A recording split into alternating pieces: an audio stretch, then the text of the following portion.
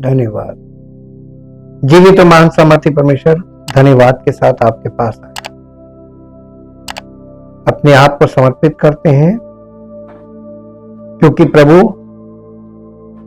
हम जन्म से पापी हैं, वी आर बॉर्न सिनर, और इसलिए पश्चाताप के साथ अपने आप को आपके सामने समर्पित करते हैं, ताकि प्रभु आपके प्रेम और अनुग्रह के द्वारा आपकी अद्भुत महिमा हर एक सच्चे विश्वासी के जीवन से प्रकट हो। और प्रभु आपका नाम हमारे जीवन से और जो लोग हमारे साथ जुड़े उन सबके जीवन से आपकी महिमा प्रकट हो। पवित्र आत्मा के फल उनको इस दुनिया में लोगों के बीच में सिद्ध करें, साबित करें कि हमने वाकई में आप पर विश्वास किया है, और सारी महिमा आपको मिले। और जो लोग संपर्क में आते हैं उनका उद्धार हो, आपकी महिमा प्रकट हो। सारी महिमा आपको देते इस प्रार्थना को प्रभु यीशु मसीह के पवित्र नाम से मांगते हैं, आमीन। Praise the Lord. सबको जय मसीह की। परमेश्वर का बहुत धन्यवाद करते हैं इस सुंदर समय के लिए और उसके उस प्रेम और उसके अनुग्रह के लिए जो हम लोगों पर बना था कि हम लोग यहां पर उपस्थित हो पाए। आज हम लोग नींद के बारे में किस किस संदर्भ में बाइबल में कहां क्या लिखा हुआ है, नींद के बारे में बाइबल क्या कहती है, इसके विषय में हम लोग अध्ययन करेंगे। नींद उन कुछ गतिविधियों में से एक है जिसमें सभी मनुष्य भाग लेते हैं। हमारा स्वास्थ्य, मूड, मानसिक क्षमता और कार्यों का प्रदर्शन हमारी नींद की मात्रा और गुणवत्ता पर निर्भर करता है। बाइबल नींद के बारे में बात करती है शाब्दिक और लाक्षणिक, यानी शब्दों में भी बात कर रही है और बाइबल इसको सिंबल्स में भी दिखा रही है। यानी बाइबल के अंदर जितनी बातें हैं वो शाब्दिक और लाक्षणिक दोनों हैं। पवित्र आत्मा हमको लाक्षणिक वाले पार्ट में ले जाकर दिखाता है। फिजिकल तो हमको मालूम है कि नींद भी जरूरी है। आज के अध्ययन में हम शास्त्रों में चर्चित 4 प्रकार की नींद पर विचार करेंगे। 4 प्रकार की, बाइबल के अंदर 4 प्रकार की नींद है। सबसे पहले शारीरिक आराम की नींद, ये भी जरूरी है आपके मानसिक स्वास्थ्य के लिए, आपके शारीरिक स्वास्थ्य के लिए, बुद्धि के लिए बहुत जरूरी। अगर ये नहीं है, हीलिंग आपको सोने से मिलेगी, खाली दवाई खाने से नहीं मिलेगी। आप मेडिसिन, आप कभी भी इसका अनुभव कर सकते हैं। जब तबीयत खराब हो, आप दवाई खाएं और काम करते रहें, देखिए आप ठीक नहीं होंगे। दवाई खाने के बाद आपको आराम, इसीलिए दवाइयों में कुछ मात्रा नींद की डाली जाती है, इसीलिए वो ड्रग्स कहलाती है, उसमें होता ही है। सबसे पहले एक पद निकालिए जो आपको मिलेगा सबोपदेशक की पुस्तक, उसका 5 अध्याय। सबोपदेशक की पुस्तक, उसका 5 अध्याय।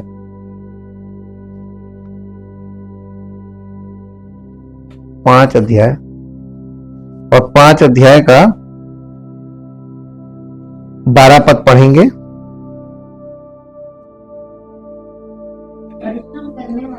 परिश्रम करने वाला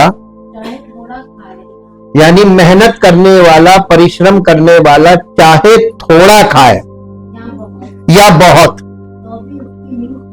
तो भी उसकी नींद सुखदायी होती है, परंतु धनी का धन बढ़ने के कारण उसको नींद नहीं आती। तो नींद जरूरी भी है, लेकिन किसको नहीं आती और किसको आती है बाइबल ये हमको बता रही। ये फिजिकल है। नींद तब अच्छी होती है जब इसका इस्तेमाल उसके उचित उद्देश्य के लिए किया जाए, आलस्य के लिए नहीं।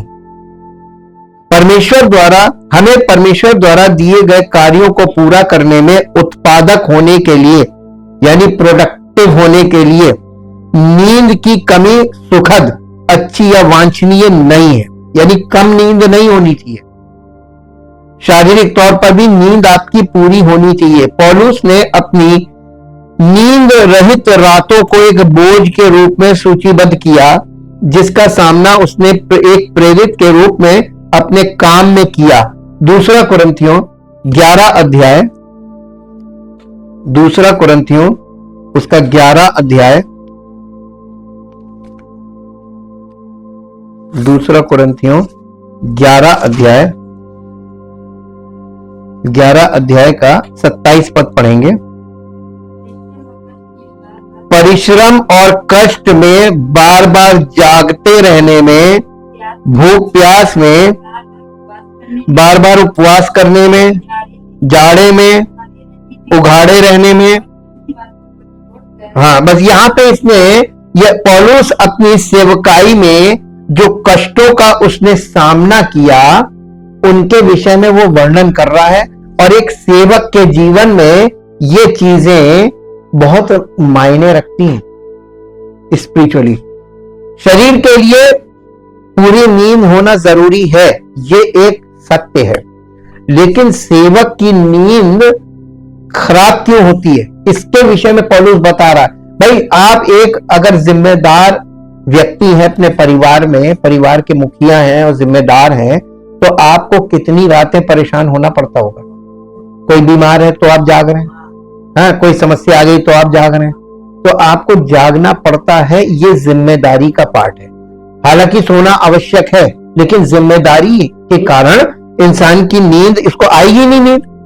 ये ध्यान रखना महत्वपूर्ण है कि सुलेमान ने एक कामकाजी व्यक्ति की नींद के बारे में बात की है। सुलेमान भी, जो सबोपदेशक 5 अध्याय के 12 पद में बात कर रहा है, वो एक कामकाजी जिम्मेदार व्यक्ति के बारे में बात कर रहा है। उसको नींद आती बहुत अच्छी है, लेकिन कई बार पौलुस की तरह जागना भी पड़ता है। ये उत्पादकता के दिन से आराम के लिए है।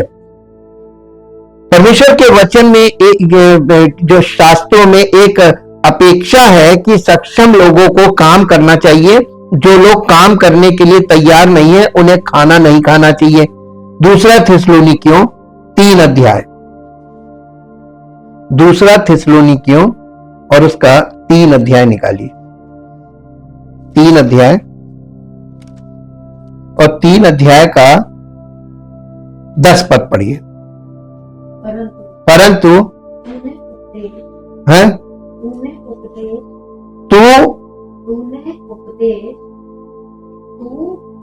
हाँ, उपदेश, चाल चलन, मनसा, विकास, विश्वास, सहनशीलता। दूसरा थिस्सलुनीकियों पर रेफरेंस गलत हो रहा है।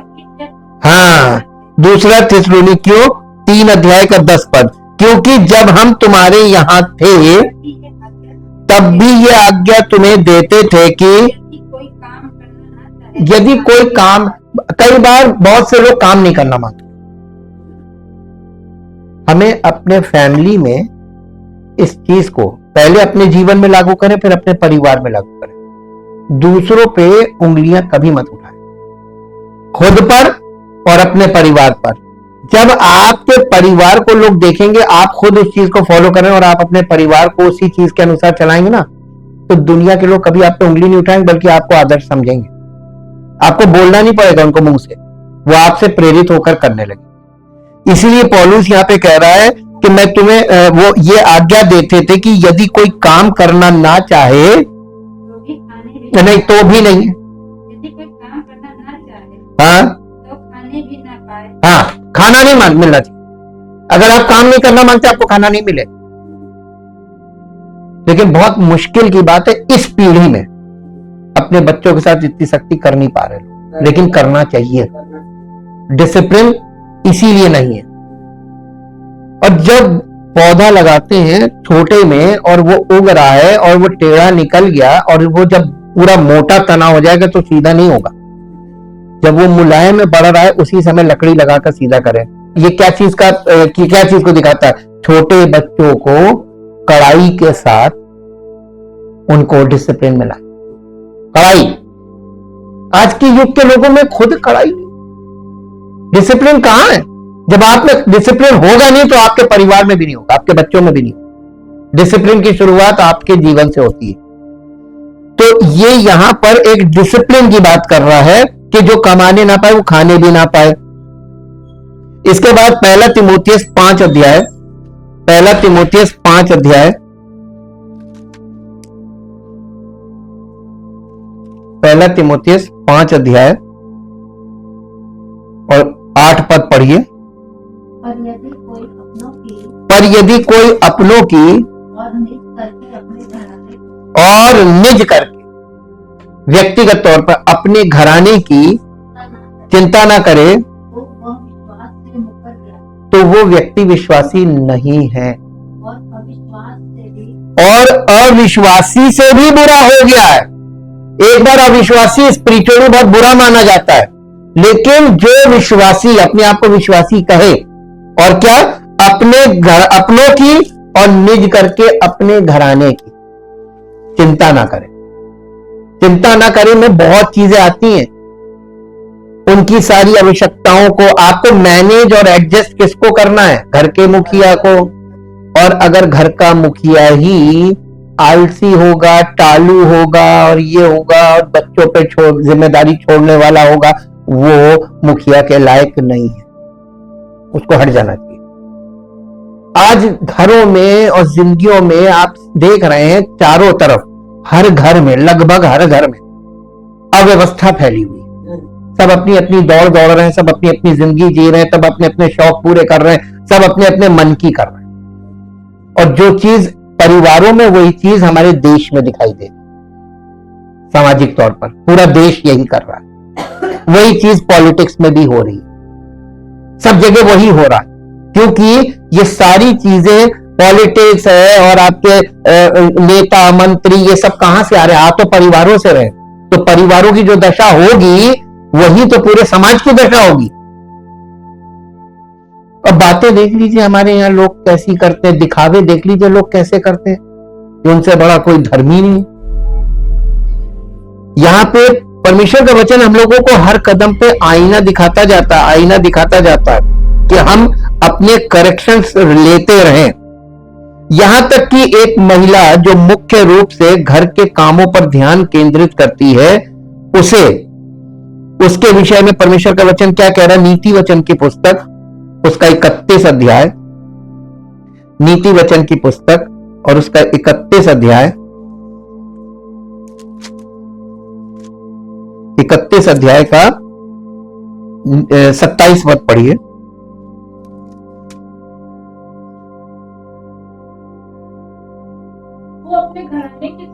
देखिए वो एक स्त्री, एक आदर्श स्त्री, एक आदर्श पत्नी, एक आदर्श मां, उसके लिए बाइबल में 31 अध्याय घर में जाके पढ़िएगा। और वो अपने घराने के चाल चलन को ध्यान से देखती है, ये ऑब्जर्वेशन में आता है। आजकल के मैक्सिमम लोगों में ऑब्जर्वेशन नाम की कोई चीज नहीं है कि आप लोगों को ध्यान से देख रहे हो, कुछ चीजें नोटिस कर रहे हैं, इन्होंने ये गलत किया, इन्होंने, बोलिए मत, अपने दिमाग में रखिए कि लोग कैसी हरकतें कर रहे हैं, कैसा व्यवहार कर रहे हैं। कभी कभी बिना बोले भी आप बहुत सी चीजें नोटिस कर सकते हैं ऑब्जर्वेशन से। ये भावनाओं को पकड़ने का तरीका होता है ऑब्जर्वेशन। किसी का मुंह क्या बना रहा है, मान लीजिए कोई, आप किसी के घर गए, आपको कैसे पता चलेगा कि आपका वहां उसने दिल से वेलकम किया? हाँ, उसके वेलकम करने में उसके फेस पे जो एक्सप्रेशन है उसी से पता चलता है कि वो खुश हुआ दिल से या वो कहने लगा, दिखावा करने लगा, आइए आइए आइए। देखकर मुस्कुराने का मतलब ये नहीं कि आप दिल से किसी को स्वागत कर रहे हैं। दिल का स्वागत जो होता है ना, वो बिल्कुल अलग होता है। तो ये आपको अवलोकन से, ऑब्जर्वेशन से, वही बात यहाँ पे बताई, वो अपने घराने के चाल चलन को ध्यान से देखती है बिना परिश्रम नहीं करती। और एक जिम्मेदार पत्नी, एक जिम्मेदार मां अपनी रोटी बिना परिश्रम के नहीं, यानी घर में वो इतना परिश्रम करती है। जो पहले के जमाने में तो वर्किंग लेडीज नहीं थी, घरेलू थी, लेकिन घर का काम नौकरी से ज्यादा है। नौकरी पे तो 8 ही घंटे, वहां पर भी कुछ इधर कुछ उधर करके कम काम होता है, लेकिन घर में बहुत काम और सारे काम इंपॉर्टेंट, कोई चीज नहीं टाली जा सकती। आप टाल के दिखाइए घर में काम। आपने दूध चढ़ा दिया तो आप बैठ नहीं सकते चैन से, और बैठ गए,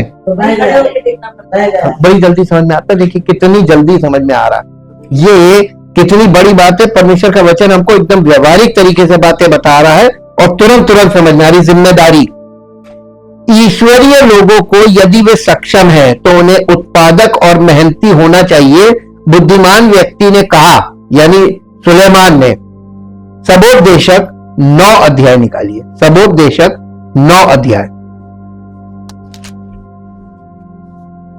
सबोपदेशक का 9 अध्याय, 9 अध्याय और 9 अध्याय का 10 पद। जो काम तुझे मिले, हमारे यहां तो कहते हैं ये काम हम ये नहीं करें, ये आजकल के लोग। लेकिन प्राचीन काल के लोगों को कोई भी काम बोला जाता था, उसको कैसे करते थे? जो काम तो परमेश्वर कब प्रसन्न होगा? जो काम तुझे करने को मिले, अपनी पूरी शक्ति लगा देना उसको। और ये बात नए नियम में भी लिखी है। सेवा में हो सकता है परमेश्वर आपको केवल इसलिए कलीसिया में रखा हुआ, आपकी यही सेवा है कि जो नए लोग आ रहे हैं उनका स्वागत करें, उनसे आप परिचय बढ़ाएं, उनको एनकरेज करें, उनको काउंसलिंग करें। ये एक हल्का काम है। ये एक जैसे कोई व्यक्ति परिवार में आ रहा है तो उसको वेलकम करना, उससे बातचीत करना, ताकि वो यहां पर आकर ऐसा महसूस करे कि मैं परिवार में। तो ये परिवार के लोगों की जिम्मेदारी है, हर काम एक आदमी नहीं कर पाएगा। तो कलीसिया परमेश्वर का परिवार कब बनेगी? जब सब लोग अपनी अपनी जिम्मेदारी पूरी करने लगेंगे। जब कलीसिया मैच्योर होती है, उसकी पहचान यह है कि जब नए लोगों की एंट्री होती है ना, तो उसमें कलीसिया के सब लोग इंटरेस्टेड होते हैं। हमारे घर में एक नया मेहमान आया है ना, उसको वेलकम करना, उसके लिए उसको काउंसलिंग करना, उसको हिम्मत देना, उसके विश्वास को बढ़ाना। आपके पास अनुभव है तो आप उसको बताएंगे, अरे परेशान नहीं होइए, आप परमेश्वर के पास आए, परमेश्वर में मन लगाइए, परमेश्वर को अपना समर्पण कीजिए। देखिए वो सबको, ये भी एक बहुत बड़ी सेवा है और यही वाली करने लायक नहीं है। यहां पे बैठकर तो फिर बहुत जिंदगी में पता नहीं मौका आए ना आए इस लेवल पे आके काम करने के लिए। तो जो सेवकाई आपको छोटी सी मिली है, उसे बड़ी जिम्मेदारी से करिए, क्योंकि ये बात यहां पर लिखी है। ये बहुत the wisest man in the world Solomon कह रहा है। वो क्या कह रहा है? जो काम उसे अपनी शक्ति भर करना, क्योंकि अधोलोक में जहां तू जाने वाला है, न काम, न युक्ति, न ज्ञान, न बुद्धि। यहां पर अधोलोक का मतलब नरक की बात कर रहा है, मृत्यु के बाद। ये पुराने नियम में है, जहां यीशु मसीह नहीं आया था तो अनंत जीवन के बारे में लोग विचार भी नहीं करते थे। तो साहित्य में कहीं नया अनंत जीवन नहीं है और आशा नहीं है। मृत्यु के बाद कोई आशा नहीं थी पुरानी वाचा के अंतर्गत। इसलिए वो ये बात लिखी हुई कि जब मृत्यु के बाद तो तुझे कुछ नहीं करना, तो गया, मर गया, सड़ गया।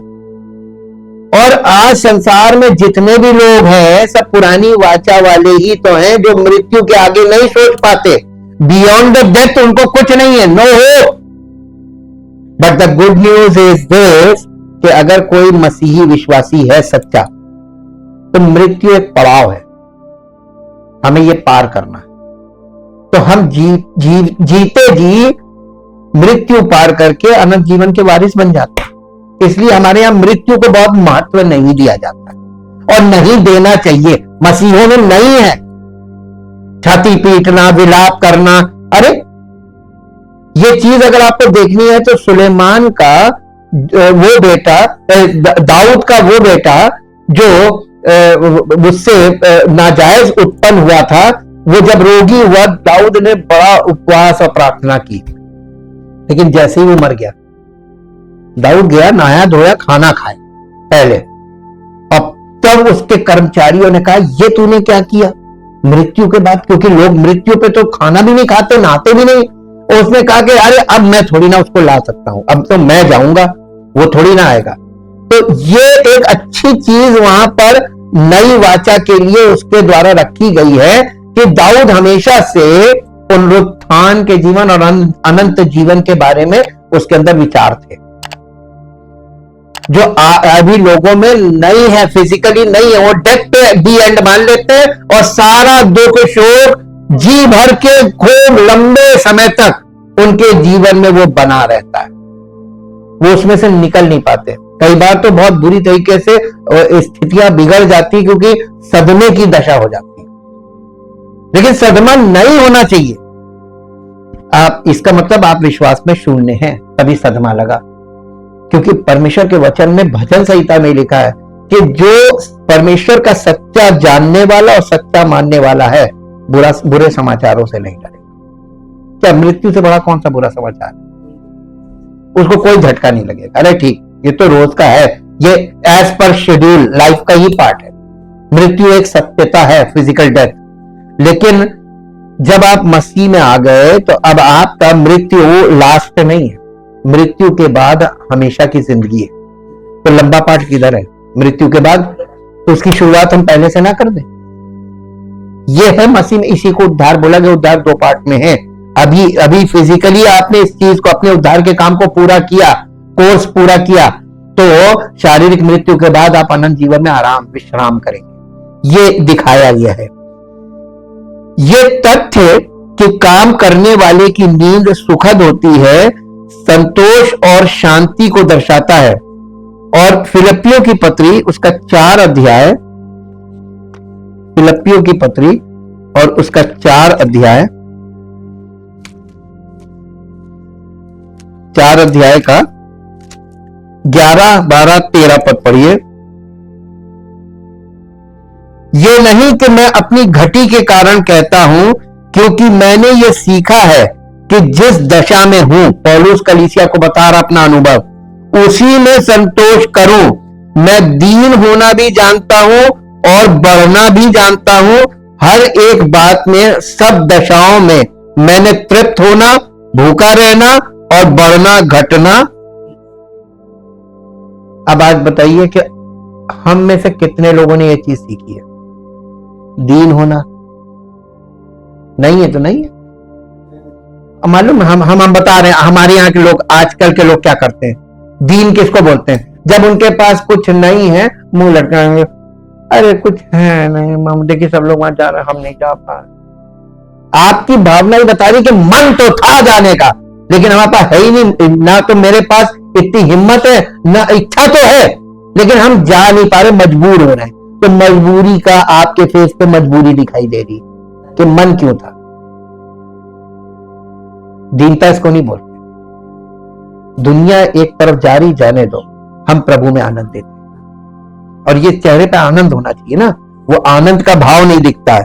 और एक और चीज यहां पर लिखी हुई है कि जो उसने कहा, मैं जिस दशा में। आजकल के लोग दशा के आधार पे ही तो उनका विश्वास काम करता है।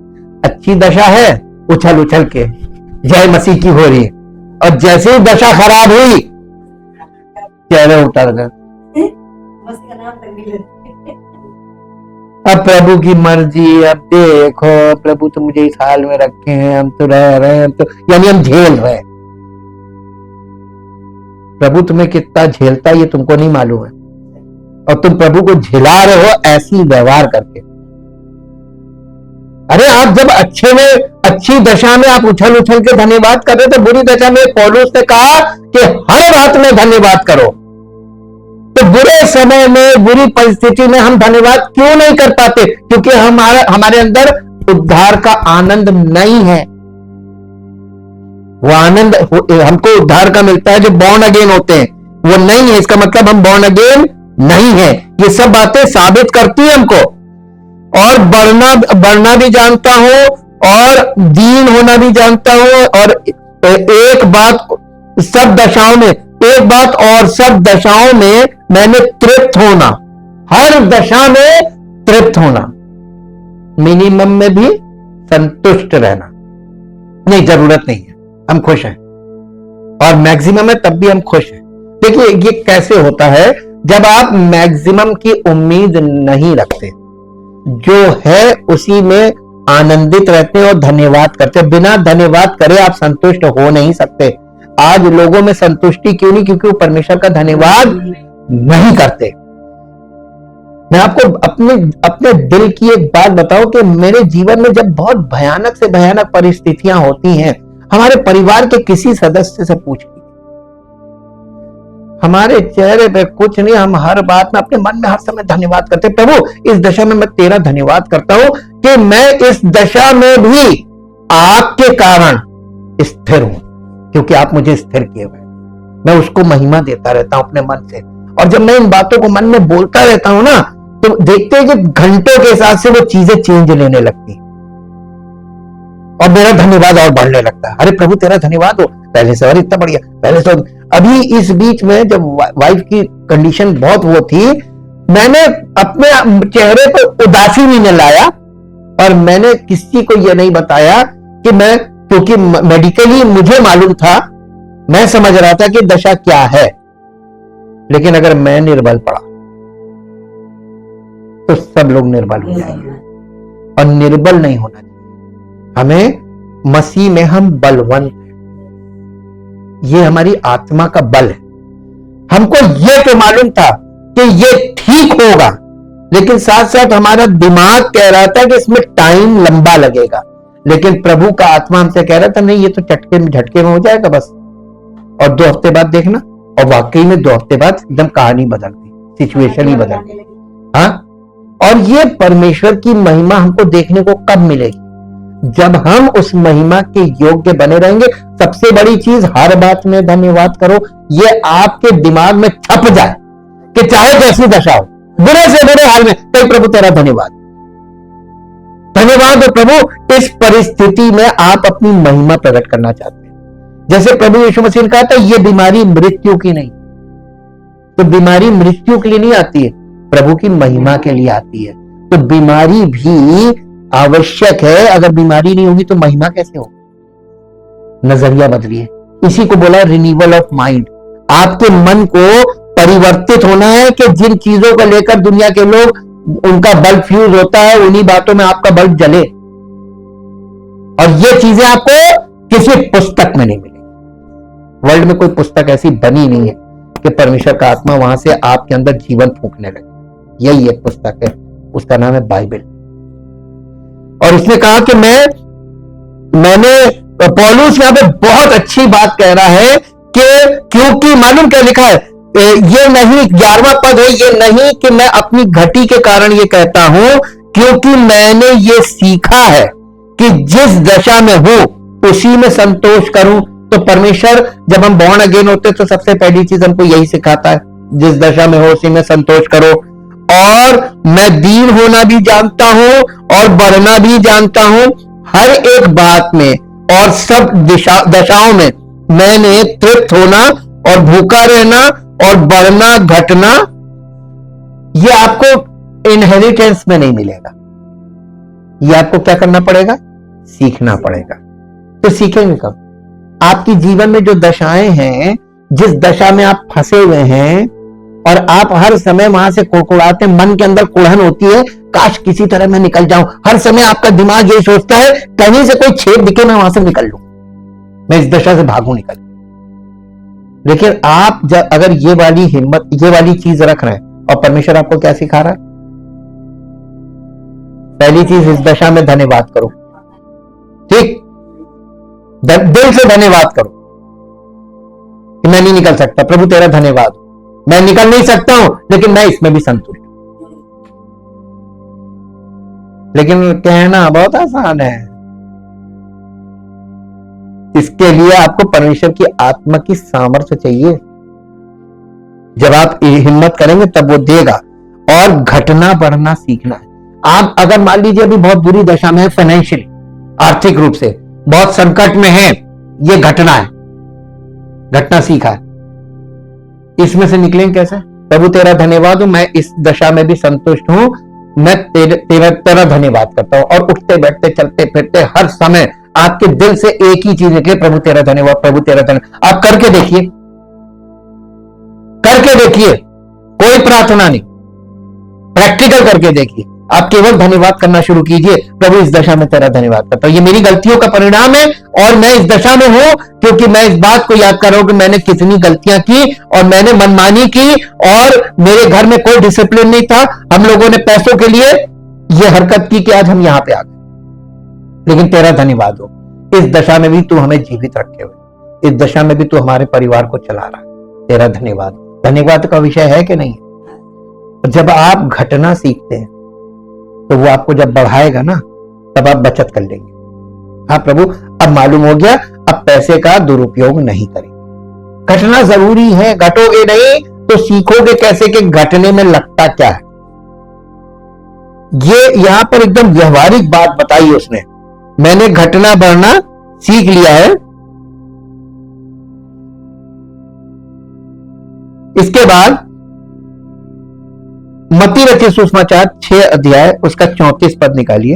मत्ती रचित सुसमाचार 6 अध्याय उसका 34 पद, 34 वर्ष। अतः कल की चिंता, नींद कब दूर भागती है? नींद किसकी खराब होती है? चिंता चिता समान है ना। आजकल की जनरेशन कैसी है मालूम है?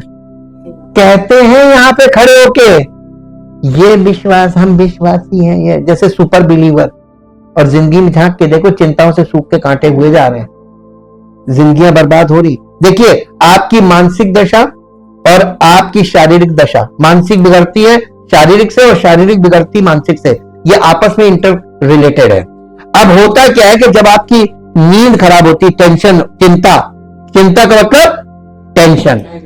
अब बताइए यहां बैठा कौन व्यक्ति जो कहता मैं टेंशन नहीं करता? करते नहीं, आप तो डूबे हुए टेंशन में। हाँ, टेंशन की दलदल में फंसे हुए हैं और छोड़ना नहीं मांग रहे और कहते हैं विश्वासी हैं। जब आप प्रभु पे विश्वास नहीं करते तो कहे, यही तो परिणाम है कि आपके जीवन में दिखाई दे रहा है कि आप विश्वासी नहीं हैं, ना विश्वास करते हैं। आप इधर से सुनते हैं, इधर से निकालते हैं और अपने मन की करते हैं और टेंशन में रहते हैं। टेंशन में रहने का कारण बताइए? क्योंकि आप अपने मन की करते हैं और परमेश्वर कहता करके देख, करके देख ले, तू डाल डाल मैं पात पात। ठीक, परमेश्वर आपके ऐसे रहेगा, तुम इधर चलोगे वो पीछे पीछे चलेगा। जी क्या लिखा है? क्योंकि हाँ, क्या फिर से पढ़िए। कल की चिंता, आज की तो कोई करता ही नहीं है, पक्की बातें लिख के ले लीजिए। हमेशा जो चिंता होगी कल की होगी। आज खाना खा लिया और धन्यवाद नहीं किया और ये बैठ के सोच रहे कल क्या होगा, कल कहां से आएगा, कुछ है नहीं, आज का धन्यवाद ही नहीं किया। जैसे उसने हमारा कर्जा खाया, वो खिलाएगा तो ही, और हम धन्यवाद भी नहीं करेंगे और कुड़कुड़ाएंगे अलग। देखिए इंसान क्या कर रहा है ईश्वर के साथ, और फिर अपने आप को सुपर बिलीवर। एक एक व्यवहार हम लोगों का यहां पर बाइबल बिल्कुल स्पष्ट दिखा रही है। नींद किसी व्यक्ति को बीमारी से उबरने में मदद कर सकती है। यीशु मसीह के शिष्यों को यह पता चलने से पहले कि लाजर मर चुका है, उनका मानना था कि उसकी नींद उसे ठीक होने में मदद करेगी। मेरे से निकाल लीजिए यूहन्ना रचित सुसमाचार, कल ही हम लोगों ने इसको पढ़ा था, यूहन्ना उसका 11 अध्याय, यूहन्ना उसका 11 अध्याय और 11 अध्याय का 12 पद पढ़िए। तब चेलों ने उससे कहा, हे प्रभु, यीशु मसीह का मेरा मित्र लाजर सो गया है। तो चेलों ने क्या कहा? हे प्रभु, यदि वो सो गया है तो स्वस्थ। यानी नींद हीलिंग का सबसे बड़ा फैक्टर है। आप दवाई खाइए और बढ़िया यानी डाइट लीजिए, लेकिन अगर आप सोएंगे नहीं, ये सब बेकार हो जाएगा। जी, यदि वो सो गया है,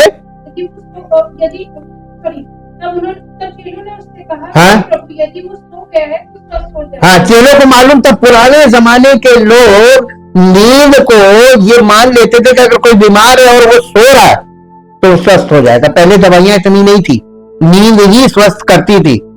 जब हम बीमार होते हैं तो हमें आराम करने और ठीक होने के लिए समय निकालने की जरूरत होती है। जब पतरस की सास बीमार थी तो वो बिस्तर पर रही, जब वो ठीक हो गई तो वो उठकर यीशु की सेवा करने लगी। मत्ती रचित सुसमाचार 8 अध्याय, मत्ती रचित सुसमाचार 8 अध्याय निकालिए, 8 अध्याय का 14-15 पद पढ़ दीजिए। यीशु जब पतरस के घर आया तो उसने उसकी सास को ज्वर में पड़ी देखा, बुखार में पड़ी थी। यीशु मसीह ने उसका हाथ छुआ और उसका बुखार उतर गया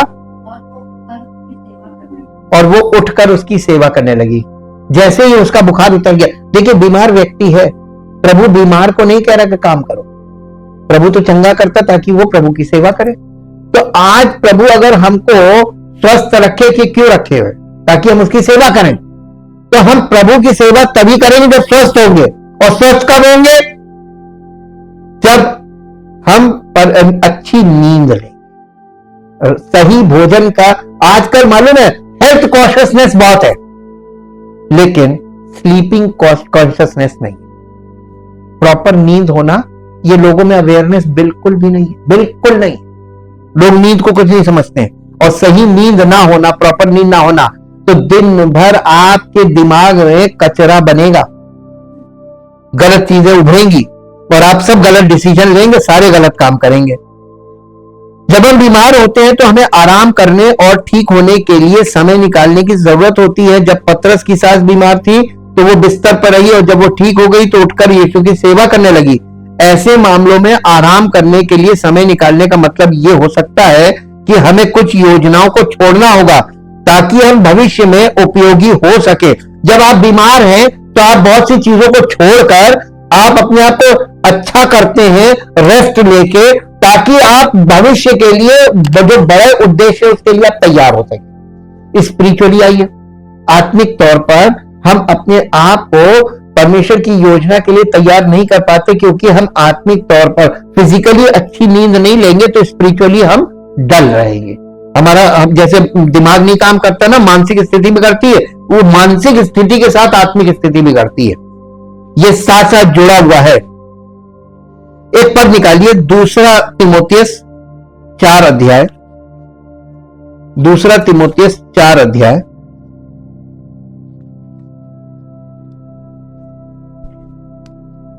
4 अध्याय का 20 पद पढ़िए। हैं?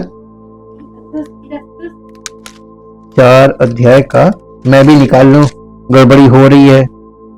20 पद, इरास्तुस कुरिन्थिस रह गया और त्रोफिमुस को मैंने मिलेतुस में बीमार छोड़ा है, जाड़े पहले चले आने का प्रयत्न कर। यानी पौलुस जब सेवकाई में चल रहा था, यात्राएं कर रहा था, ये उसकी मिशनरी ट्रिप्स थी, वो जगह जगह जाता था और लोगों को वहां पर परमेश्वर के वचन की शिक्षा देता था, फिर आगे बढ़ जाता था और वहां पर लोगों को एक मंडली बनाता था, उन्हें शिक्षित करता था और कहता था आपस में मंडली मिली रहे और प्रभु में वचन में बनी रहे। और ये मंडलियां जो वो बना रहा था, तो इसी में तब ये रास्ते में इसके साथ एक सेवक था और वो सेवक जो था वो बीमार पड़ गया। और जब वो बीमार हुआ तो पौलुस ने उसको उसी जगह छोड़ दिया कि वहीं पर आराम करे और ठीक हो जाए तब मेरे पास आ जाना। तो देखिए, लोग यात्रा नहीं करते थे जब बीमार होते, ये सेवकाई वाली यात्राएं हैं। इसमें भी देखिए वो बीमार था तो वो गया नहीं। ऐसा करने से उसे ठीक होने और बाद में अन्य कामों में शामिल होने का मौका मिलेगा। अब दूसरे प्रकार की नींद है आलस की नींद। ये परमेश्वर इससे बहुत चिढ़ता है। ये फिजिकली भी खराब है और स्पिरिचुअली भी खराब है। जैसे कल हम लोगों ने देखा था नीति वचन 19 अध्याय और 19 अध्याय का 15 पद पढ़िए। आलस्य से भारी नींद आ जाती है, आलस्य से भारी नींद आ जाती है, और जो प्राणी ढिलाई से काम करता वो भूखा ही रहता है। ढीला काम करना, काम तो कर रहे हैं, काम हम आपने ऐसे लोग देखे जो पता चला 1 घंटे का काम है, वो पूरे दिन वही करते हैं। हम कर रहे हैं, हम कर लेंगे, आप जाइए, हम कर लेंगे, हमने आपको सब काम देख लिया है। अब वो काम 2 घंटे का होगा ना, वो 6 घंटे में एंजॉय कर रहे हैं, अपना एंजॉय कर रहे हैं, हो रहा है काम। तो लोग कहेंगे काम तो कर रहा है। नहीं, काम करने का भी एक टाइम फैक्टर भी होता है ना, कौन सा काम कितनी देर में निपटाना है। आप अगर इसके हिसाब से काम करना नहीं सीखेंगे, समय के हिसाब से, तो आप जीवन को कैसे मैनेज करेंगे। भाई आपको सवेरे टाइम से घर से निकलना है, तो अपने सारी जिम्मेदारी घर की पूरी करके निकलना है, और फिर लौट कर फिर घर की जिम्मेदारी पूरी करनी, तो आपको मैनेज तो करना पड़ेगा। अगर आप एक काम में ज्यादा समय लगा रहे हैं, तो आप लाइफ को कैसे मैनेज करेंगे। आलस्य की नींद या आलस से काम करना, ये दोनों चीजें बहुत खराब है। आलस्य की नींद भी और आलस से काम करना। आलसी व्यक्ति भी काम करने वाले व्यक्ति की तरह ही सोता है, लेकिन ये एक अलग तरह की नींद है। जैसा कि हमने देखा है कि काम करने वाला व्यक्ति अपनी जिम्मेदारियों को पूरा करने में, उत्पादक बने रहने में मदद करने के लिए सोता है। आलसी व्यक्ति का आलस से उसे गहरी नींद में डाल देता है, जिसके द्वारा वो अपने दायित्वों को पूरा करने से बचता है। अरे हम सो रहे हैं, क्योंकि उससे कह दो वो कर ले। ऐसे लोग देखिए, ये आलस्य वाले आलसी लोगों की पहचान। बुद्धिमान व्यक्ति यानी सुलेमान ने चेतावनी दी कि आलस्य गरीबी की ओर ले जाता है। एक पद निकालिए, नीति वचन 20 अध्याय उसका 13 पद, इसी के बाद बस 20 अध्याय उसका 13 पद। नींद से नींद लो, सोना जरूरी है, नींद जरूरी है, लेकिन नींद से प्यार मत करो। बहुत से लोग नींद से बड़ा प्यार कर लेते हैं, है ना। नींद से प्रीति ना रख, नहीं तो दरिद्र हो जाएगा। आंखें खोल, तब तू रोटी से तृप्त होगा। ये फिजिकली भी है और स्पिरिचुअली भी। जब तक आपकी स्पिरिचुअल आंख नहीं खुलेगी, आपको रोटी से तृप्त आप होंगे, सारी जिंदगी वचन सुनते रहेंगे, तृप्त नहीं होंगे। इसलिए क्योंकि आपकी आंख खुली नहीं। आत्मिक बात और शारीरिक बात साथ साथ चल रही है। उन्होंने आलसी व्यक्ति को यह सिखाने के लिए चींटी का उदाहरण दिया उसे क्या करना चाहिए। और इसके लिए एक पद निकालिए जो आपको मिलेगा, नीति वचन 6 अध्याय। देखिए, ये बुद्धिमानी की किताब है, आपको बुद्धिमानी के साथ वो चीजें दिखा दिखा के बताएगी कि आप देखो और सीखो। 6 अध्याय, और 6 अध्याय का 6 पद से पढ़िए, 6 से 9 पद तक। हे आलसी, चींटियों के पास जा। आपने कभी चींटियों के काम पर ध्यान दिया है? आप वचन में सुनिए, आपको समझ में आ जाएगा। हाँ, कि उनके काम पर ध्यान दे और बुद्धिमान हो। उनके ना तो कोई न्याय होता है, चींटियों के पास कोई न्याय नहीं है कि देखो इसने हमारे साथ ये किया, फैसला करें। क्योंकि चींटियों में कभी झगड़ा होता है ना। और हम लोगों में, हमारे परिवार से लेकर और देश तक सब जगह झगड़ा ही झगड़ा। हमारे में हर समय झगड़ा होता है। और कहते हैं इंसान बुद्धिमान पशु है, बुद्धिमान प्राणी है। तो चींटी भी तो प्राणी है। हम तो जानवरों से ही गए गुजरे हैं। हम बातों को ना समझ पाते हैं, ना सह पाते हैं, ना सुन पाते हैं। हमारी तो ये दशा हो गई, तो हम तो जानवरों से बदतर हो गए। हे आलसी, चींटियों के पास जा और उससे सीख। क्या लिखे कि उनके ना तो कोई न्याय होता है, ना प्रधान होता है, ना प्रभुता करने वाला, तो भी वे अपना आहार धूप काल में संचय करती हैं और कटनी के समय अपनी भोजन वस्तु बटोरती हैं। हे आलसी, तू कब तक सोता रहेगा? तेरी नींद कब टूटेगी? कुछ और सो लेना, थोड़ी सी नींद, एक और झपकी, थोड़ा और छाती पर हाथ रख के लेटे रहना, तब तेरा कंगालपन राह के लुटेरे के समान और तेरी घटी हथियार बंद के समान आ पड़ेगी। आलसी लोगों के पास कभी कोई चीज प्रॉपर होगी नहीं। जिस घर में ये बहुत बड़ा, इसको बोलते हैं, ये एक श्राप है, आलस। और ये बचपन से आपको अपने जीवन में कभी आलसी ना, कभी नहीं, फिजिकली और स्पिरिचुअली दोनों बता रहे, आलसी कभी मत होइएगा। जो करना है उसके लिए अपने अंदर हिम्मत बटोरिए, शुरू कर दी। ये आलस बहुत गंदी चीज है। नींद का प्रभावी ढंग से उपयोग करने के बजाय नींद से प्रेम करने का परिणाम उसे गरीबी का अनुभव कराएगा और जरूरत से पीड़ित करेगा, जरूरतों से पीड़ित, आपकी जरूरतें कभी नहीं पूरी होंगी। और परमेश्वर का धन्यवाद कीजिए, उसका वचन हमें एकदम वास्तविक चीजें दिखा दिखा के बात कर रहा है। कहीं और बुद्धिमान व्यक्ति ने समझाया, आलस से धीरे धीरे बदतर होता जाता है। एक पद निकाल लीजिए जो आपको मिलेगा, नीति वचन 26 अध्याय, नीति वचन उसका 26 अध्याय में आ जाइए, 26 चैप्टर, 26 अध्याय, 26 अध्याय का 13 से 16 पद पढ़ेंगे, 13 पद से 16 पद तक। आलसी कहता है मार्ग में, अरे रास्ते में शेर है, हाँ, और बाहर वो चौराहे पर भी शेर है। जैसे किवाड़ अपनी चूल पर घूमता है, जैसे किवाड़ अपनी चूल पर ऐसे ऐसे घूमता है ना, वैसे ही आलसी अपनी खाट पर करवटें बदलता रहता है। जी, आलसी अपना हाथ थाली में तो डालता है, आलसी अपना हाथ थाली में तो डालता है, परंतु आलस्य के कारण कौर मुंह तो, अरे हम थक गए, कोई खिला दो भाई खाना, हम खा नहीं पाए, हम थक गए हैं। आपने ऐसे लोग नहीं देखे, मैंने देखे हैं। जी, आलसी अपने को ठीक उत्तर देने वाले 7 मनुष्यों से भी अधिक बुद्धिमान समझता है। कौन?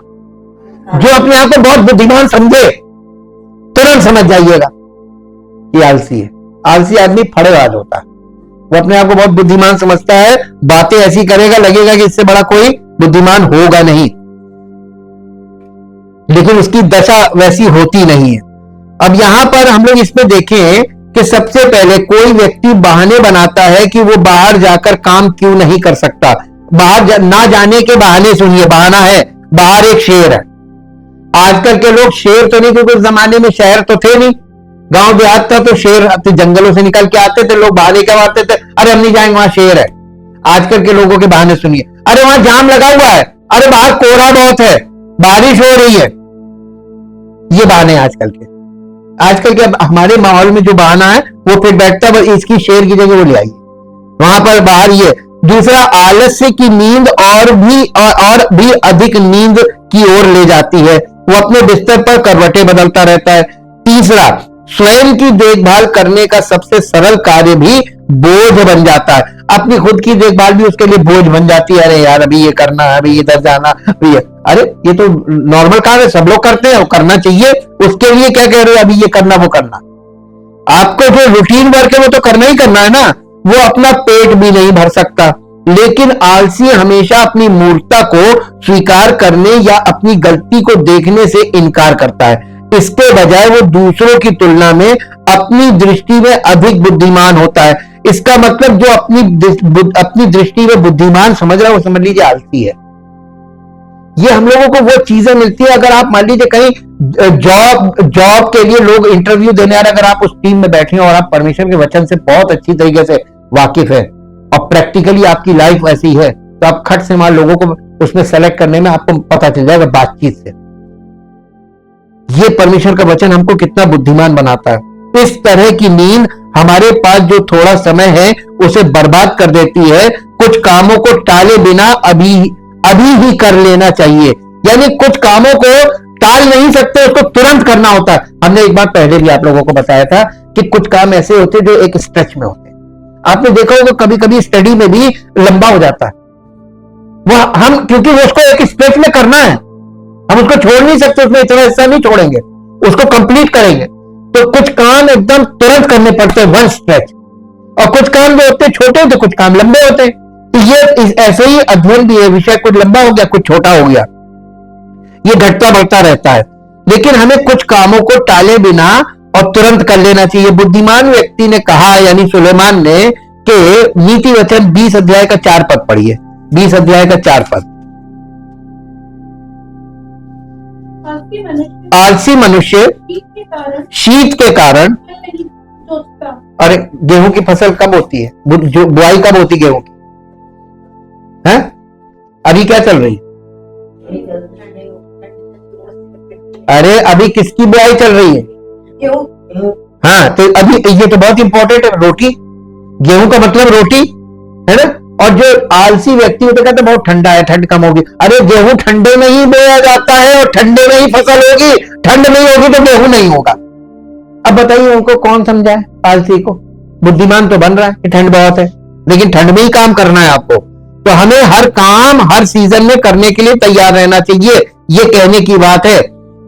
अगर कोई रोपण के समय यानी बोने के समय पर पौधे नहीं लगाता तो बाद में रोपण करने का इरादा रखने से कोई फायदा नहीं, यानी बाद में बुआई की प्लानिंग रखने का कोई फायदा नहीं है। मालूम क्यों? क्योंकि कोई फायदा नहीं होगा, क्योंकि ये गलत मौसम होगा। मौसम में ही देखिए, हर चीज की बुआई का एक मौसम है, और मौसम में अगर आप नहीं बोएंगे, अब मान लीजिए अभी गेहूं की फसल बोनी है, हम अभी नहीं बोएंगे तो जब कटनी का समय आ गया तब क्या करेगा? सबके खेत तारेगा, इसके यहां बड़ा अच्छा हुआ, इसके यहां बड़ा अच्छा, कुछ इससे मांग लेंगे कुछ उससे मांग लेंगे। यही तो करते हैं आलसी लोग। और ये वाली चीज परमेश्वर ये कहता है मांगने की तो नौबत क्यों आई? क्योंकि तुमने सही तरीके से प्लानिंग से काम नहीं किया, आलसी लोग। अगर कोई बोने के समय यानी नहीं बोएगा तो मौसम निकल गया तो फिर बोने का गलत मौसम में थोड़ी ना बोएंगे। हमें अपने समय का अधिकतम लाभ उठाने की जरूरत है। टाइम मैनेजमेंट बहुत जरूरी है लाइफ में, और जो मैंने अपने ऑब्जर्वेशन में ज्यादातर लोगों में देखा, 99% लोगों अपने उत्तर प्रदेश और अपने इंडिया में, खास तौर से उत्तर प्रदेश में, इंडिया में नहीं, इंडिया में आप महाराष्ट्र सही जाइए, बहुत टाइम मैनेजमेंट है वहां पे, बहुत, अनपढ़ से लेकर पढ़े लिखे तक। लेकिन हमारे यूपी में टाइम की वैल्यू किसी को नहीं। खुद का भी बर्बाद करेंगे, दूसरे का भी बर्बाद करेंगे। इफ्सियों की पत्री उसका 5 अध्याय, इफ्सियों की पत्री उसका 5 अध्याय, इफिसियों 5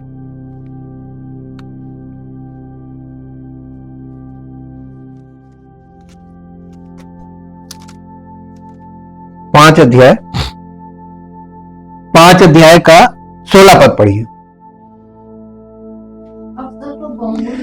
अवसर को, टाइम को, समय को बहुमूल्य समझो, क्योंकि दिन, अब आज बताइए आजकल दिन अच्छे हैं कि बुरे हैं? तो समय को बहुमूल्य समझना चाहिए ना, टाइम की वैल्यू समझिए। आपको हर चीज को टाइम से करना है। इसका मतलब है कि अपनी युवावस्था से ही लगन से काम करना। विलाप गीत निकालिए 3 अध्याय, विलाप गीत 3 अध्याय,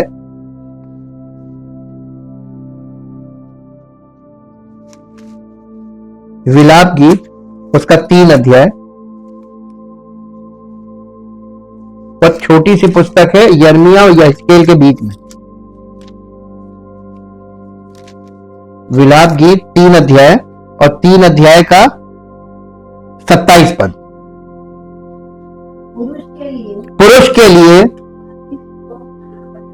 पुरुष के लिए जवानी में जुआ उठाना मतलब बोझ उठाना भला है, अनिवार्य है, भला है ना? और भला है तो अनिवार्य है।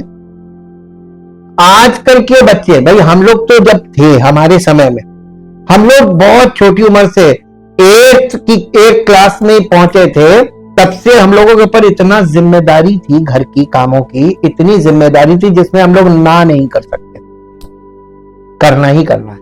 सब्जी लेने जाना है, और उस जमाने में ये गैस चूल्हा नहीं था तो कोयला भी लाना है, कंडा भी लाना है, और सारा यानी बहुत मैनेजमेंट का काम होता था, सब जिम्मेदारी, भाग दौड़ के घर के बाहर के जितने काम है सब जिम्मेदारी। और वो आज देखिए काम आ रही। और आज की पीढ़ी के बच्चों को देखिए, घर में एकदम एक उंगली नहीं लगाई, इसलिए उनके अंदर जिम्मेदारी नाम की कोई चीज नहीं, रिस्पॉन्सिबिलिटी से कोई मतलब।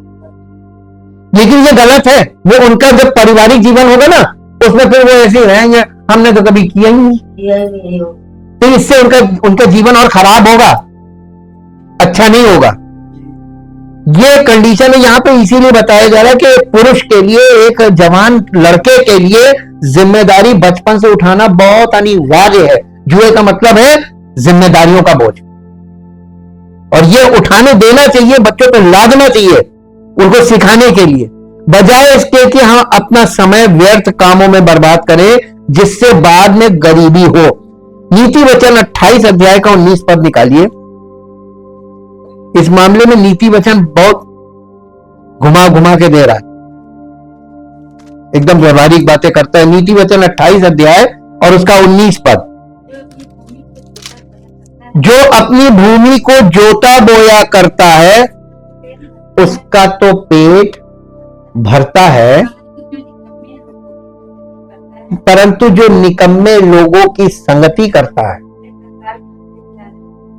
अब ये एकदम व्यवहारिक चीज है। अब यहां पे देखिए, अपने खेत को जोता बोया करता है, इसमें आप ये देख लीजिए आपका बिजनेस है, वो आपका खेत है। अगर आप वहां पर मेहनत कर रहे हैं तो आपका पेट, आपको रोटी मिलेगी, और अगर नहीं करेंगे तो नहीं मिलेगी। अब आपकी संगति अगर बिगड़ गई तो आपका खेत बिगड़ जाएगा, और उससे आपका जीवन बिगड़ जाएगा, उससे आपका परिवार बिगड़ जाएगा, भूखे रहेंगे। ये हालत है। अब यहां पर ये वाली बात, जो ये वाला पद है ना, ये स्पिरिचुअल और फिजिकल दोनों है। आत्मिक तौर पर भी आप, हमारा खेत क्या मालूम है? हृदय रूपी भूमि। हम इसको अगर जोते बोएंगे ना तो हम आत्मिक रोटी से तृप्त होंगे। और अगर हम बैठे रहेंगे, कोई आके खिलाएगा, कोई आके खिलाएगा, तो भाई जब आप इमेच्योर है तब तो खिला रहा है, और प्रभु ने प्रबंध किया हुआ कलीसिया में। लेकिन आप इमेच्योर बने रहेंगे तो फिर सेवक नहीं रहा दुनिया में। फिर आप कहेंगे अब कहीं से हमको कोई अच्छा मिल जाए जो हमें वैसे ही खिलाए जैसे वो खिलाते, तो फिर आप बिना खाए क्या होंगे? आत्मिक रूप से मर जाएंगे। न्यायों की पुस्तक में आपको यही देखने को मिलता है। जब तक वो जो छुड़ाने के वाले को भेजते थे, जब तक वो जिंदा रहता था तब तक प्रभु जीवित है, और जैसे ही वो मर गया फिर वो अपने मन की करने लगते थे, आपको इनको संभालने वाला नहीं। ये वाली दशा ना बनने दे, ये वाली दशा ना बनने दे अपने जीवन में। आप अपने समय पर मैच्योरिटी को प्राप्त करिए, ताकि आप अपनी आत्मिक रोटी प्राप्त करने के योग्य बने। जैसे फिजिकल है, बच्चे को जिम्मेदार बनना है फिजिकली, ताकि वो रोटी कमाने और रोटी खाने लायक बने। वही चीज स्पिरिचुअल है, इसमें कमाना नहीं है, इसमें प्राप्त करना है खेती।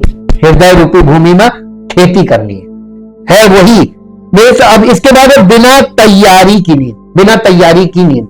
आप इसको बहुत अच्छे से समझिएगा, यीशु मसीह की सेकंड कमिंग से ये जुड़ा हुआ मैटर होता है। एक पर निकालिए प्रकाशित वाक्य 3 अध्याय। प्रकाशित वाक्य, ये क्योंकि अंत के समय से जुड़ा हुआ विषय है, इसीलिए देखिए प्रकाशित वाक्य से शुरुआत हो रही है। इसका 3 अध्याय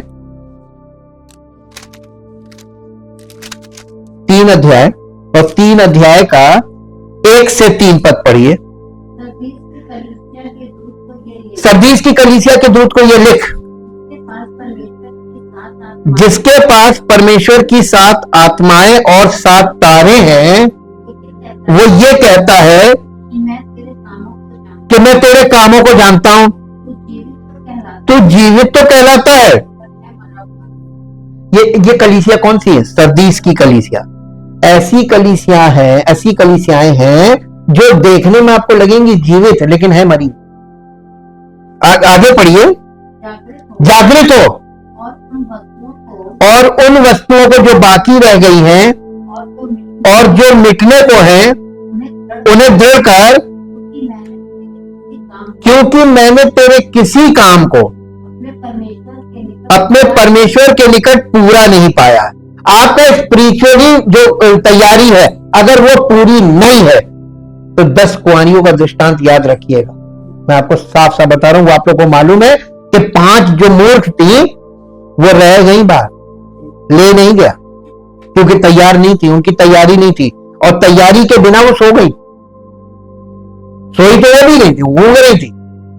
बुद्धिमान भी सोई, लेकिन उनकी तैयारी पक्की थी इसलिए वो चली गई, और इनकी तैयारी नहीं थी इसलिए रह गई। तो तैयारी पर बहुत ध्यान दीजिएगा, तैयारी वाली नींद। ये पहले 2 बिंदुओं की तरह वास्तविक नींद नहीं है, इसके बजाय ये उन खतरों से बेखबर होने की स्थिति है जो हमें धमकी देते हैं। और सरदीस की कलीसिया की ये स्थिति थी, उन्हें जागने की जरूरत थी, और अगर वे नहीं जागे तो उन्हें प्रभु के न्याय का सामना करना पड़ेगा। ये आत्मिक नींद हो गई फिर, जो कल हम लोगों ने देखी थी। ये जीवन के कई क्षेत्रों पर लागू हो सकता है, लेकिन यहां हम उन आध्यात्मिक खतरों पर ध्यान केंद्रित करेंगे जिनका हम सामना करते हैं। इस संबंध में हम कई तरीकों से सोच सकते हैं, कई प्रकार से हम सोच सकते हैं। हम पाप के खतरे के लिए तैयार नहीं हो सकते। अगर हमारी तैयारी नहीं, हम पाप से बचने के लिए तैयार नहीं है, पूरी तरीके से अवेयर नहीं है, तैयारी का मतलब अवेयर नहीं है, तो आप क्या हो सकता है मालूम है? पतरस ने कहा कि हमें सतर्क रहना चाहिए, क्योंकि शैतान गरजने वाले सिंह की तरह घूमता है और इस खोज में रहता है कि किसको फाड़ खाए। पहला पतरस 5:8। पाप हमें आसानी से उलझा सकता है। इब्रानियों की पत्री 12 अध्याय का पहला पद, अगर हम इसे अनुमति देते हैं, हमें सावधान रहना चाहिए। हमें झूठे शिक्षकों की धमकी के लिए तैयार नहीं हो सकते। पौलुस ने रोम के भाइयों को उन लोगों के बारे में चेतावनी दी जो प्रेरितों की शिक्षाओं से अलग कुछ सिखाकर विवाद और बाधाएं पैदा करते हैं। रोमियो की पत्री उसका 16 अध्याय, रोमियो की पत्री उसका 16 अध्याय,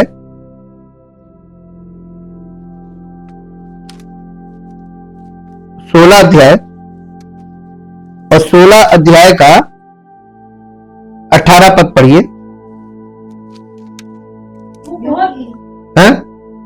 क्योंकि ऐसे लोग हमारे प्रभु मसीह की नहीं परंतु अपने पेट की सेवा करते हैं और चिकनी चुपड़ी बातों से सीधे साधे मन के लोगों को बहका देते हैं। तुम्हारे आज्ञा मानने की चर्चा सब लोगों में फैल गई है, इसलिए ये पौलुस उन लोगों की को वो कर रहा है, एनकरेज कर रहा है कि तुम्हारे आज्ञा, लेकिन ये साथ साथ क्या बता रहा है? ये बोल रहा है कि क्योंकि ऐसे लोग, 18 पद से देखें, क्योंकि ऐसे लोग हमारे प्रभु मसीह की नहीं परंतु अपने पेट की सेवा करते हैं और चिकनी चुपड़ी बातों से सीधे साधे मन के लोगों को बहका देते हैं। यानी ऐसे लोग हैं और ऐसे लोग सेवकाई में हैं और कर रहे हैं। ये झूठे शिक्षकों की बात है, वो लोग यही करते हैं, वो सीधे साधे मन के लोगों को बहका देते हैं। और इसीलिए यहां पे लिखा, अगर हम बेखबर रहेंगे, हम इस विषय में बिल्कुल अवेयर नहीं होंगे, तो हम भी धोखा खा सकते हैं। हम अपनी मृत्यु के लिए भी तैयार नहीं हो सकते हैं। यीशु ने एक धनी जमींदार का दृष्टांत बताया जो मानता था कि उसके पास अपनी आत्मा की स्थिति के बारे में, अपने प्राणों के लिए चिंता न करने से पहले बहुत समय है। हालांकि प्रभु ने उसे मूर्ख कहा, क्योंकि उस रात उसका प्राण उससे ले लिया गया। ये लूका रचित सुसमाचार 12 अध्याय का 19 और 20 पद है। उसके पास बड़ी फसल हुई, उसने कहा अब अपने प्राण से क्या चैन कर, अब को तुझे कोई टेंशन लेने की जरूरत नहीं, बहुत है खाने को। और प्रभु ने कहा आज ही रात तेरा प्राण तुझसे ले लिया जाएगा। तो ये जो तूने जमा किया है किसका होगा? हमको अपनी मृत्यु के समय के लिए हमेशा तैयार रहना चाहिए, क्योंकि हम अनंत जीवन के लिए अगर तैयार नहीं रहेंगे, फिजिकल डेथ के लिए, तो अनंत जीवन प्रवेश नहीं करेंगे। एंड वक्त पे अगर एक गलती करेंगे, आपका पूरा सारा रिजल्ट 0 हो जाएगा। हमने आपको पहले बताया ना, सांप सीढ़ी वाला खेल है ये। 99 पे पहुंचे और सीधे 1 पे आ गए, एकदम वैसे ही होगा। इसीलिए परमेश्वर का वचन हम लोगों को इन चीजों से अवगत करा रहा है। हमारा जीवन बस एक भाप है जो थोड़ी देर के लिए दिखाई देती है और फिर गायब हो जाती है। याकूब की पत्री 4 अध्याय का 14 पद है। इसलिए हमारी मृत्यु कभी भी आ सकती है। हम मसीह की वापसी के लिए भी तैयार नहीं हो सकते हैं। पौलुस ने कहा कि वो दिन रात में चोर की तरह आएगा। पहला थिस्सलुनीकियों से निकालिए, पहला थिस्सलुनीकियों 5 अध्याय, पहला थिस्सलुनीकियों 5 अध्याय, 5 अध्याय और 5 अध्याय का 6 पद पढ़िए। इसलिए हम दूसरों के समान सोते ना रहिए। यहां पे स्पिरिचुअल नीड की बात हो रही है। हम दूसरों के समान यानी अज्ञानता में ना रहे, अनभिज्ञ ना रहे, दूसरों के समान सोते ना रहे, पर जागते और सावधान रहे, यानी अपडेटेड रहे परमेश्वर के वचन से। जी, क्योंकि जो सोते हैं रोज रात को उनकी जिंदगी रात में बीत रही है, और जो मतवाले होते हैं वो रात ही को होते हैं। यानी जो मतवाले होने वाले लोग हैं, एकदम मतवाले हैं, एकदम लग रहा है कि वो बहुत अपने में मगन है। हाँ, ये समझ लीजिए कि उनके जीवन में रात है, उनके अंदर मन में रात है, अंधेरा है। जी, पर हम जो दिन के हैं, विश्वास और प्रेम की झिलम पहनकर और उद्धार की आशा का चोट लगाकर सावधान रहें, क्योंकि परमेश्वर ने हमें क्रोध के लिए नहीं परंतु इसलिए ठहराया है कि हम अपने प्रभु यीशु मसीह के द्वारा उद्धार प्राप्त करें, यानी अनंत जीवन प्राप्त करें। इसलिए हमें सतर्क और सावधान रहना चाहिए। पहला थिस्सलुनीकियों 5 अध्याय और उसका हम लोगों ने भी 6 पद पढ़ा ना। पहला थिस्सलुनीकियों 5 अध्याय का 2 पद पढ़ दीजिए। क्योंकि तुम आप ठीक जानते हो कि जैसा रात को चोर आता है वैसा ही प्रभु नहीं आएगा। प्रभु का दिन यानी यीशु मसीह की सेकंड कमिंग का जो समय है वो आएगा तो कैसे आएगा पता चलेगा। यीशु मसीह आएगा तो पूरी दुनिया को पता चलेगा, क्योंकि वो बादलों पे प्रकट हो जाएगा। लेकिन उसका समय जब आएगा आने का तो किसी को पता नहीं चलेगा। जैसे गुप्त अंधेरा होता है ना, ऐसे संसार में आत्मिक अंधकार छाया होगा, किसी को नहीं पता। और देखिए वही एकदम एग्जैक्टली हो रहा। हम बार बार आपसे कह रहे हैं न्यूज पे देखते रहिए, न्यूज पे देखते रहिए, न्यूज पे देखते रहिए, क्योंकि वहीं से पता चलेगा कि कौन सा समय चल रहा है। एकदम घोर अंधकार का समय। इस संसार में बड़े बड़े शासकों को, बड़े बड़े देशों को, वहां के शासकों को कहीं कुछ नहीं समझ में आ रहा। इसलिए आपस में सब जगह लड़ाई झगड़े बढ़ते जा रहे हैं। इसका मतलब कि किसी को कुछ समझ में नहीं आ रहा कि कल क्या होगा और क्या होने जा रहा है, कैसी स्थितियां बन रही है। और बराबर न्यूज पे बता रहे हैं कि भयावह स्थिति हो गई है। ये डीप डार्कनेस की स्टेज है स्पिरिचुअली। हम देख पा रहे हैं क्योंकि हमको वचन के द्वारा प्रभु ने वो दे दिए ना देखने की सामर्थ। जब हम किसी चीज के लिए तैयार नहीं होते और फिर उसके लिए तैयार होने से पहले ही उसका सामना करते हैं तो हमें अक्सर गंभीर परिणाम भुगतने पड़ते हैं। जब आध्यात्मिक मामलों की बात आती है तो ये परिणाम अनंत काल तक रह सकते हैं। मौत की नींद। एक पद निकालिए जल्दी से, पहला थिस्सलुनीकियों और उसका अध्याय 4 और उसका 13 और 14 पद पढ़िए। हे भाइयों, हम नहीं चाहते कि तुम उनके विषय में जो सोते हैं, नहीं जिनकी फिजिकल डेथ हो गई है, जो सोते हैं, अज्ञानी रहो। ऐसा ना हो कि तुम दूसरों के समान शोक करो जिन्हें आशा नहीं। अब देखिए संसार में डेथ पे जो शोक आपको देखने को मिलता है, हालांकि आज तो बहुत टेंडेंसी कम हो गई है क्योंकि अब लोगों की दशा खराब है और रिश्ते भी खराब है, तो वो बात नहीं है जो पहले थी। लेकिन पहले तो बहुत जबरदस्त होता था। अब जो है वो घटते क्योंकि रिश्ते नाते भी सब नहीं है कुछ, तो अब कोई बहुत हैवी चीज नहीं लगी। लेकिन फिर भी अभी लोगों के दिमाग पे इसका असर आता है। जो इमीडिएट परिवार के जुड़े लोग होते हैं उनके ऊपर आता है। यहाँ पे देखिएगा, बहुत ध्यान दीजिएगा, जिन्हें आशा नहीं है। ये शोक कौन करते हैं? जिन्हें ये नहीं मालूम है कि ये मृत्यु को पार करके हमें अनंत जीवन में प्रवेश करना है। ये फिजिकल डेथ टेम्पररी है जी। क्योंकि यदि हम विश्वास करते हैं कि और यीशु मरा और जी भी उठा, तो वैसे ही परमेश्वर उन्हें भी जो यीशु में सो गए हैं उसी के साथ ले आएगा। क्योंकि हम प्रभु के वचन के अनुसार तुमसे ये कहते हैं कि हम जो जीवित हैं और प्रभु के आने तक बचे रहेंगे, मतलब कि उद्धार की दशा में बने रहेंगे जी।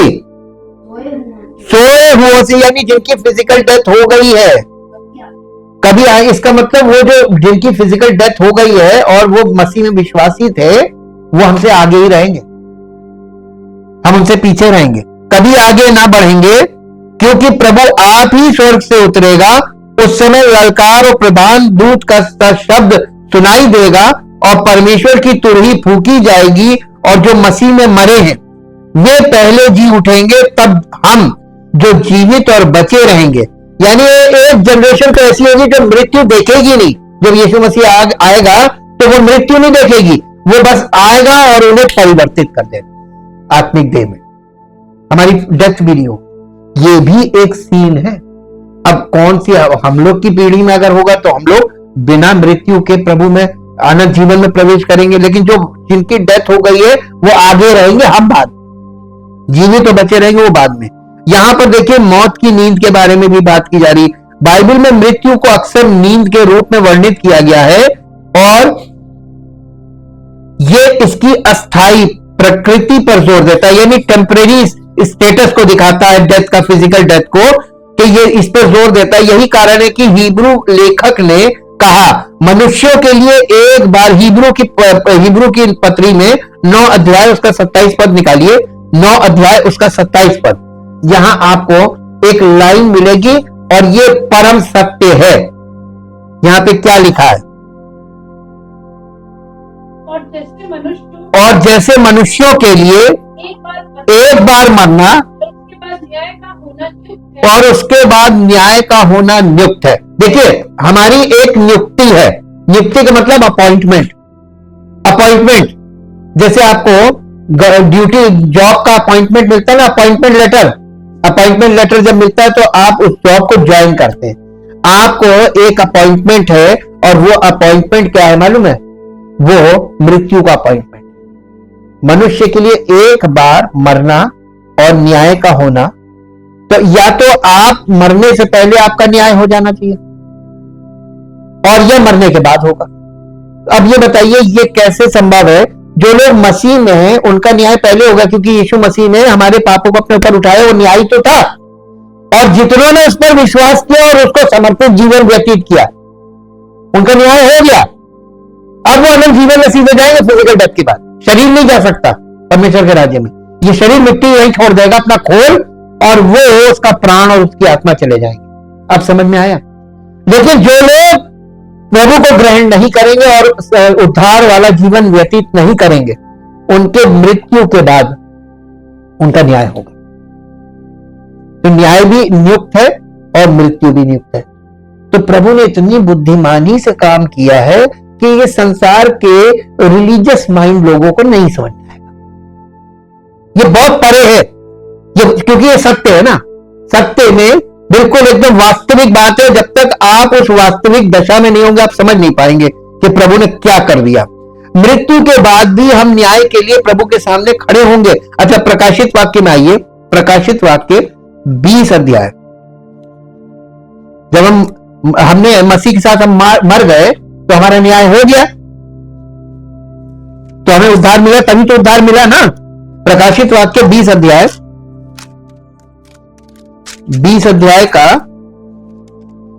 11, 12, 13 3 पद पढ़िए। 11, 12, 13। फिर मैंने एक बड़ा श्वेत सिंहासन और उसको और उस पर जो बैठा हुआ है देखा।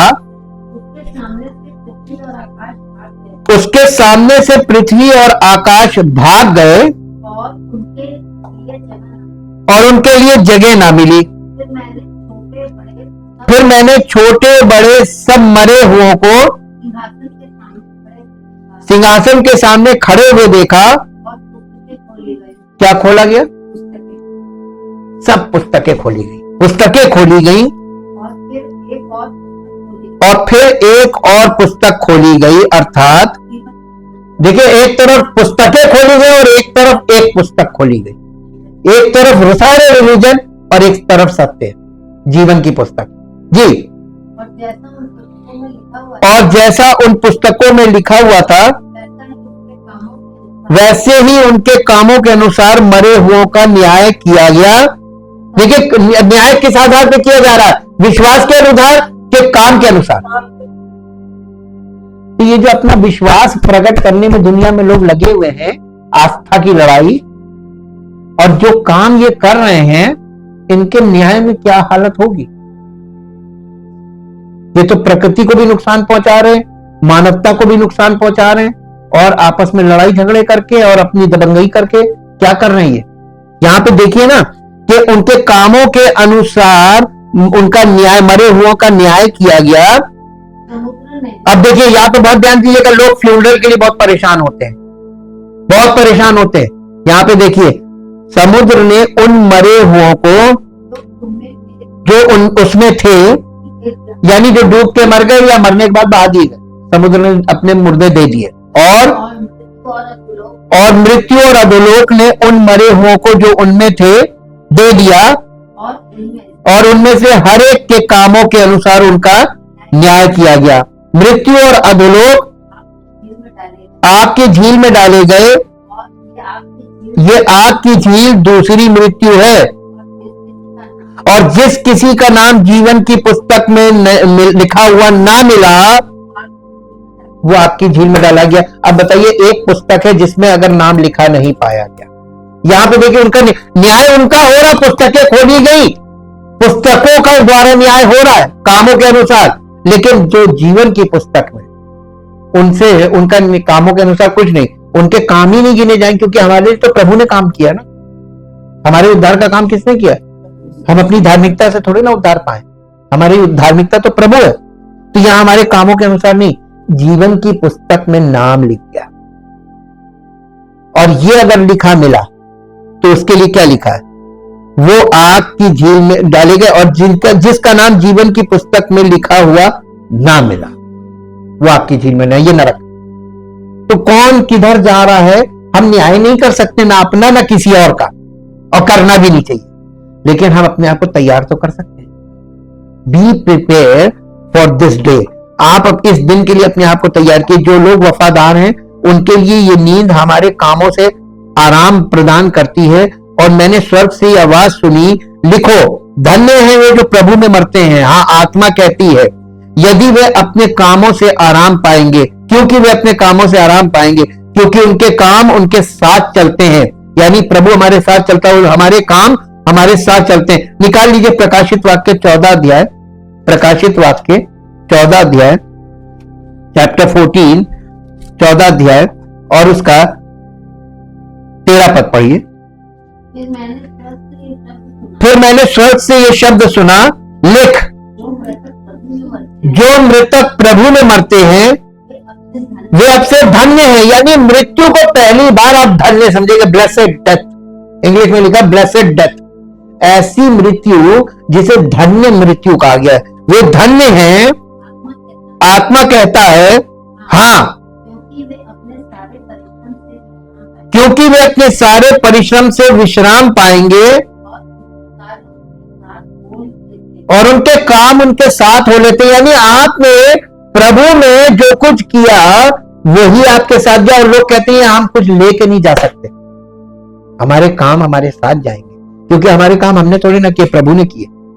और हमने प्रभु में होकर जो किया वो प्रभु में हमको ग्रहण कर लिया कामों सहित, तो हमारे काम तो जाएंगे। इसका मतलब है कि हमारे आध्यात्मिक दायित्व मृत्यु तक बने रहते हैं। हमें अपने पूरे जीवन में प्रभु की सेवा करते रहना चाहिए। यह ध्यान रखना महत्वपूर्ण है कि यह आराम वफादारों के लिए है। परमेश्वर उन लोगों को अपने साथ ले जाएगा जो यीशु में सो गए हैं, लेकिन जो मसीह में नहीं है उनके पास कोई आशा नहीं है, और वफादार आराम का आनंद लेंगे। प्रकाशित वाक्य में भी हम लोग जो पढ़ा 14-13, लेकिन दुष्टों का भाग्य अलग है और उनकी पीड़ा का धुआं हमेशा के लिए उठता रहेगा, उन्हें दिन रात आराम नहीं मिलेगा। प्रकाशित वाक्य 14 अध्याय का 11 पद पढ़ दीजिए।